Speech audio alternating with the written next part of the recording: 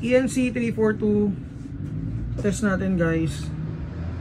Shoutout kay Sir Ryan. So full metal yung unit. Assembly, itong front assembly is around 9 inches to. Siguro mga 12, no? Mga ganun, 13, 12.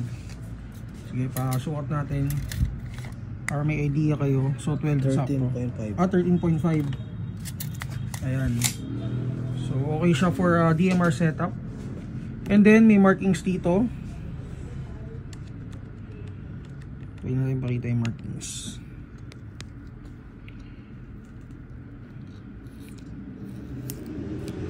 Stoner rifle markings. Ayan. Yun. So engraved markings yan. So yung mga ENC may mga markings. And then rear sight, front sight kasama na. Metal sights. Metal folding sights. And then butterfly swivel for sling attachment.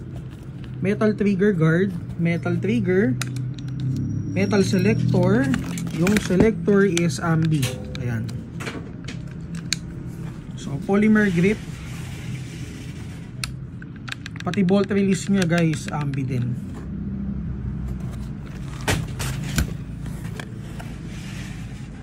So yung stock, ito. Butt stock.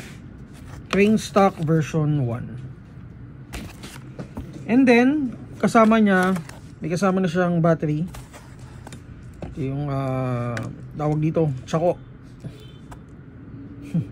Yung parang kay ano, Bruce Lee. And then magazine is 300 rounds.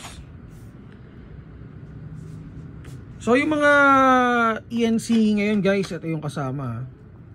So hindi LiPo. May mga batch na LiPo battery ang kasama para dun sa mga kukuha ng ENC.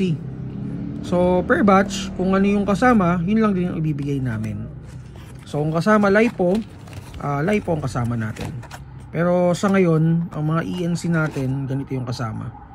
Okay, so test natin. Pa-assist tayo. Check natin kung ilang FPS out of the box. And again, shoutout kay Sir Ryan.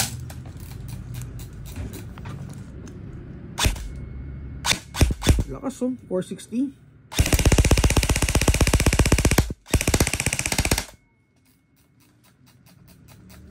Okay, so 430 to 450 FPS out of the box. Kung may mga